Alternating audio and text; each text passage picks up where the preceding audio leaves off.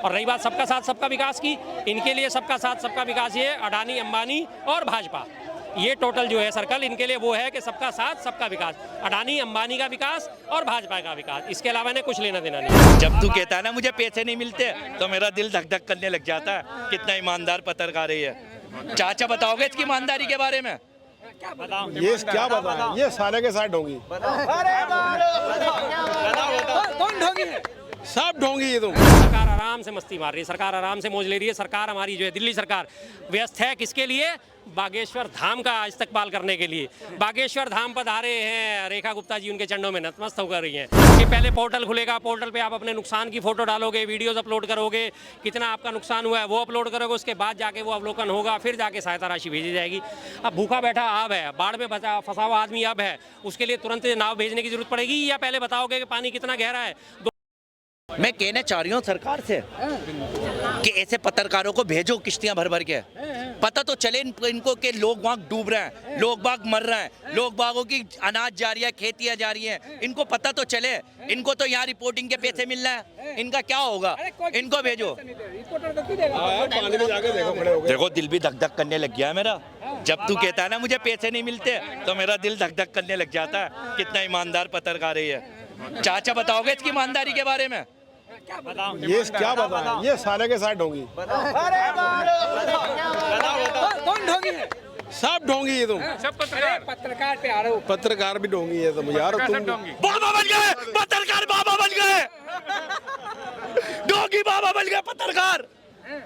चलो बात खत्म करो। बात यह है कि जो हमारे पंजाब में आपदा है उसको सब उसके लिए दुआएं करें, उसके लिए सब चंदा करें, सब वहाँ पे सब मददें करें। देखो भाई मुझ समेत सब मददें करें, कोई मजाक वाली बात नहीं है। देश में मुझे मौका मिलेगा मैं जाऊँगा। मौका क्या? तो आप भी तो जाओगे? किसी ने तुमने जाओगे क्या? तुम सरकारी हो, तुम सरकारी आदमी हो, तुम सरकारी आदमी हो, तुम सरकारी आदमी हो। नहीं, हिंदुस्तानी तो सब है लेकिन ये सरकारी आदमी है, ये नहीं जाएंगे। इनको पूछ के जाना पड़ेगा, तुम्हें पूछ के जाना पड़ेगा। तो मोदी जी के लग रहे आदमी। अरे रिपोर्ट कौन पहुंचा?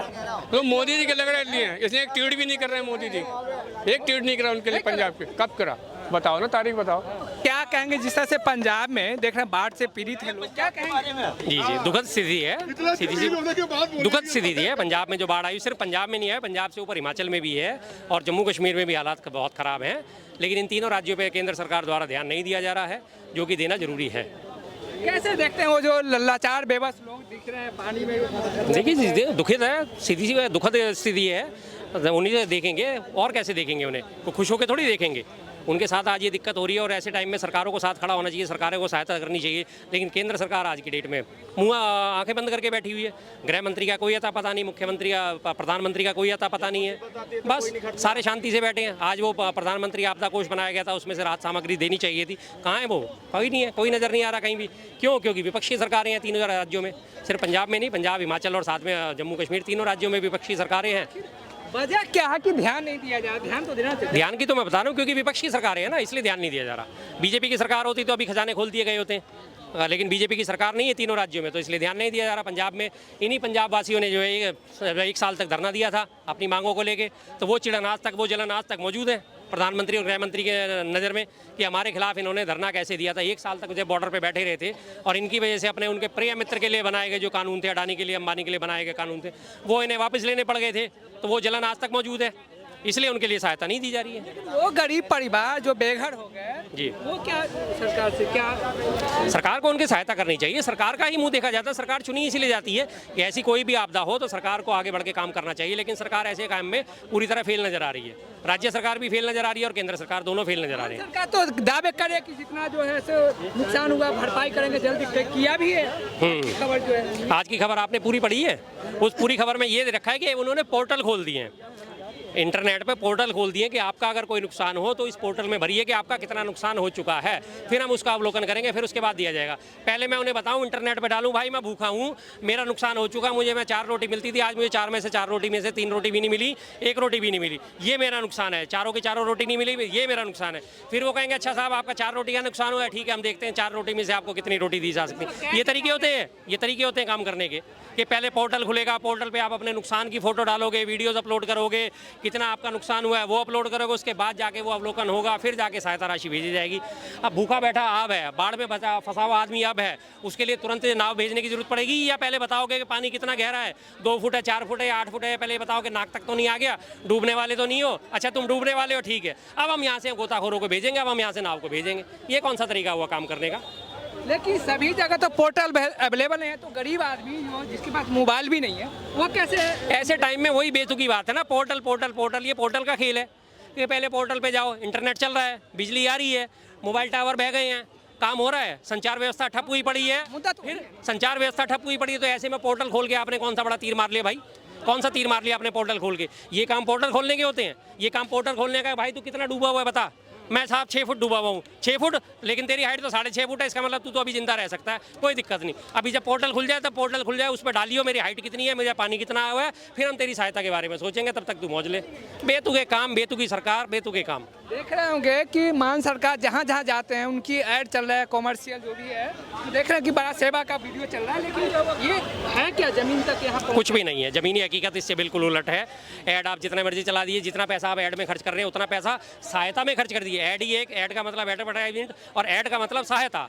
आप इस ऐड को दूसरे ऐड में बदलिए ना, करोड़ों रुपए के आप विज्ञापन दे रहे हैं, करोड़ों रुपए की आप सहायता राशि घोषित कर रहे हैं, तो उसको वास्तव में अमली जामा पहनाइए ना। जरूरत ही नहीं है आपको विज्ञापन करने की, लोग अपने आप विज्ञापन आपका करेंगे। एक बड़ा सिस्टम होता है विज्ञापन जगत में जिसे कहा जाता है माउथ कैंपेनिंग, मुंह से मुंह कैंपेनिंग, जिसके लिए आपको किसी भी चीज़ की कोई ज़रूरत नहीं पड़ती।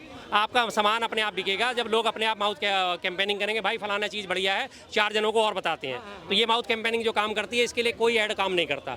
मर्सिडीज़ के कभी आपने ऐड देखे हैं टीवी पे? कभी नहीं देखे होंगे। मर्सिडीज़ माउथ कैंपेनिंग होती है, जो अमीर लोग मर्सिडीज़ खरीदते हैं, दूसरे लोगों को बताते हैं अपने समकक्ष अमीर, भाई मर्सिडीज़ गाड़ी बहुत बढ़िया, तू भी ले ले। कभी कोई ऐड नहीं देखा होगा आपने, कभी किसी अखबार में ऐड नहीं छपा हुआ देखा होगा। तो ये जितने पैसे इन चीज़ों में खर्च करे जा रहे हैं, उतने पैसे लोगों की सहायता राशि में खर्च करो, करोड़ों रुपए में आपको हज़ारों लोगों का पेट भर सकते हो। देख रहे हैं कि वहाँ पर महिलाएं हुए, बुजुर्ग हुए, बहुत त्रस्त हैं सड़कों पे, मतलब कहीं सड़क टूट रहा है। जो हालात है बाढ़ में तो यही होता है, इसमें कौन सा कोई खुशी थोड़ी मनाई जाएगी।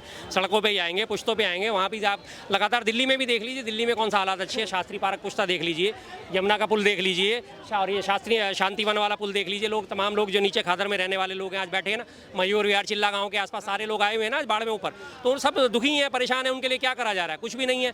तंबू लगा के छोड़ दिए, 2 पानी के टैंकर खड़े हुए हैं और वहाँ पे लोग परेशान हुए। दिल्ली की बात बता रहा हूँ, वो साफ साफ बोल रहे हैं भाई हमें खाने के लिए भी नहीं मिला अभी तक, हमें खाने के लिए कोई सहायता राशि नहीं भेजी गई, हमें खाने के लिए खाना नहीं भेजा गया, कुछ नहीं है उनके पास।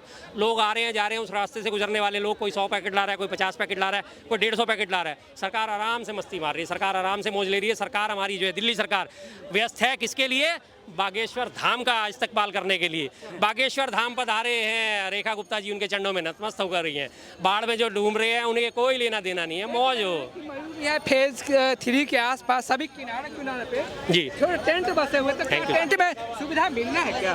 बिल्कुल नहीं है, कोई सुविधा नहीं है। मैं लगातार यहाँ से जाता हूँ, शांतिवन से भी जाता हूँ, ITO से भी जाता हूँ, आगे मयूर विहार से भी जाता हूँ। जब मुझे नोएडा जाना हो तो लगातार तमाम लोग NGO के भरोसे बैठे हैं, NGO के हैं, उनकी गाड़ियाँ आ रही हैं, वो लोग खाना पानी दे के जा रहे हैं उनको, जिनके भरोसे वो बैठे हुए हैं। बाकी सरकार की तरफ से कुछ नहीं है। सरकार, मैंने बताया ना, सरकार तो बागेश्वर धाम का वो इस्तेकबाल करने में मशहूर है, बिजी है। आज ही उनका ट्वीट आया, बागेश्वर धाम पधारे हमारे द्वार, और मुख्यमंत्री रेखा गुप्ता जी झुक झुक के उनका स्वागत करने में लगी हुई हैं। ये झुक झुक के आप जाके स्वागत है। कभी यमुना मैया की तो बड़ी पूजा करी जा रही थी, वासुदेव घाट पे पूजा करी जा रही थी। आज जब यमुना मैया विकराल रूप धारण कर चुकी हैं, आज क्यों नहीं जा रहे वहाँ पे? सहायता राशि देते हुए कोई एक भी फोटो देखी, एक भी वीडियो देखी, किसी भाजपा की देखी, किसी RSS वाले की देखी? नहीं नजर आएंगी आपको, क्योंकि दूर दूर तक इन लोगों का कोई नाता नहीं है। सबसे मजे की बात आपको बताता हूँ, इतनी बड़ी राष्ट्रवादी पार्टी अपने आप को कहने वाली कि 10 करोड़ तो हमारे सक्रिय कार्यकर्ता मौजूद हैं। कोरोना काल की आपको याद है, इनके JP नड्डा साहब उस टाइम में वो थे प्रेसिडेंट इनके, तब भी थे, आज भी हैं, अभी तक वो चले ही जा रहे हैं।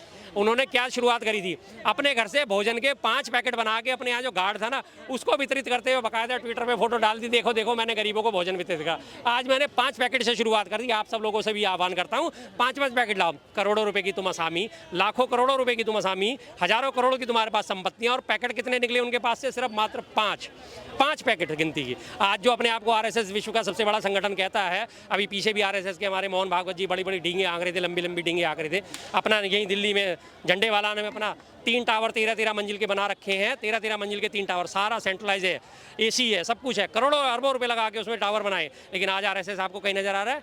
खाद्य सामग्री बांटता हुआ, पानी बांटता हुआ, दवाइयाँ बांटता हुआ, कुछ भी कोई भी एक राहत सामग्री बांटता नजर आ रहा है? नहीं नजर आएगा, कोई लेना देना नहीं। जाता है कि सबका साथ सबका विकास, तो इस समय जो विकास होना चाहिए मतलब बचाव होना चाहिए, तो मिल रहा है क्या? बचाव ही तो विकास है।